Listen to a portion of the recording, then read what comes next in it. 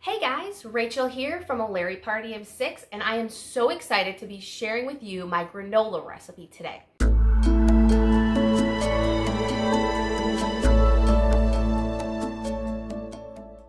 Why make homemade granola?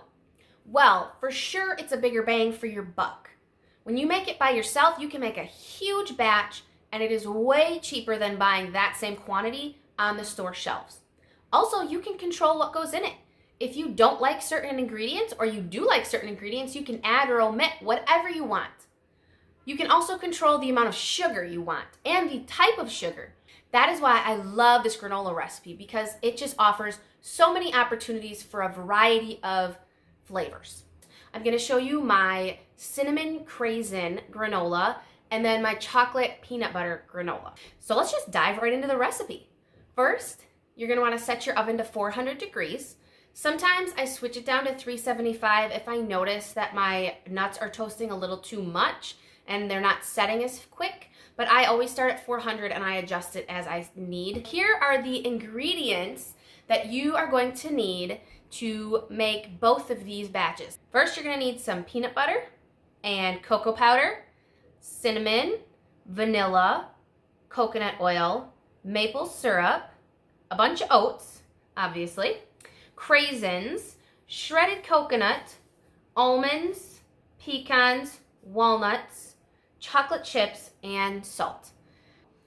And then you're going to want to line 4 pans with parchment paper. After those are lined, we're going to start getting our ingredients ready. Usually I'll just throw in nuts as they are, but because I have a 2-year-old who hates to chew nuts for some reason, I just throw them in a food processor and grind them up so they just blend right into the granola. Once everything is blended up and your nuts are blended up, I just let the kids take turns stirring them up and then divide them evenly between all 4 of your pans. Then you're gonna divide, I put coconut flakes in mine. You can divide your coconut flakes amongst all 4 of your trays, and then put about 2 to 3 cups of oats on each pan. I honestly don't measure. I eyeball. When my pan is full, it's got enough oats.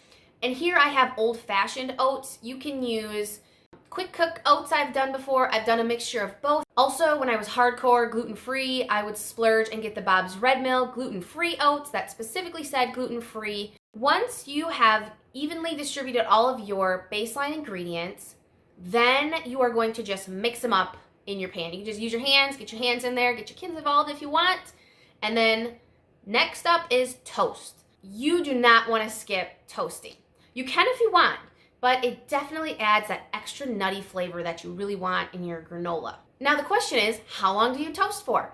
I usually toast for 20 minutes total. So I'll throw the batch in for about 10 minutes. I'll pull it out, give it a quick toss, throw it back in for another 10 minutes, and then pull it out. And if it smells toasted, and if my parchment paper is singed on the edge, I know for sure we're ready to put the toppings on. While we have our nuts and oats toasting, we are going to mix our liquid components.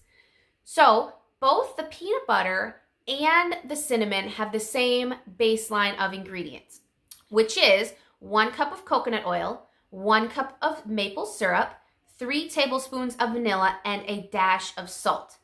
Now in the peanut butter one, you are going to put 4 tablespoons of cocoa powder and 1 cup of peanut butter. And then in the cinnamon one, you are just going to put 3 to 4 tablespoons of cinnamon, which seems like a lot, but remember, we're covering 2 sheet pans of this and we really want to get hit with that cinnamon flavor. And then mix, mix, mix. Once that is all mixed and your oats are all toasted, then it is all about blending them together. So let's start with the cinnamon Craisin oats first. We're gonna just dump half the mixture between each pan, and then I've got a bag of craisins. We're gonna dump half the craisins between each pan, and we're gonna stir it till they're evenly coated. Then for your chocolate peanut butter, the consistency of your liquid is going to be pretty creamy, almost like a chocolate pudding. If it is way too thick, add a little bit more coconut oil to it. If the consistency is drizzly enough, then go ahead and dump it between both of your batches of chocolate and peanut butter mix. Once everything's mixed, then you're gonna throw those back in the oven, and I cook those for about 20 minutes. Again, 10 minutes toasting them in, take them out, toss them a little bit, toss them back in the oven, toast them for another 10 minutes, and then pull them out and give them a good toss. This is how I test to see if my granola is done toasting. I will take a little pinch and I will set it on my counter to let it cool for a few minutes. And when it's cool, if it's dry and a little crunchy, then it's done. Once your chocolate peanut butter is done cooking and cooling, then you can throw in your chocolate chips and stir those up. You want to wait till your granola is super cool so that you don't have melty chocolate chunks in there. Once everything is done, out, and cooled, then go ahead and throw them in your mason jars. We just throw them in some mason jars and store them in our pantry. Honestly, I'm not sure how long granola lasts in a pantry. Ours doesn't really sit around long enough for us to find out how long it takes for that to spoil. But I guess anywhere from 4 to 6 weeks. We love to eat granola on salads, in cereal, with yogurt. It's also really good in what we call monkey bowls.